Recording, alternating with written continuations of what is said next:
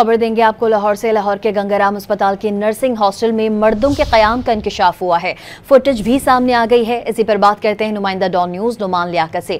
नुमान, बताइएगा कि ये मामला क्या है और इंतजामिया का इस पर क्या कहना है?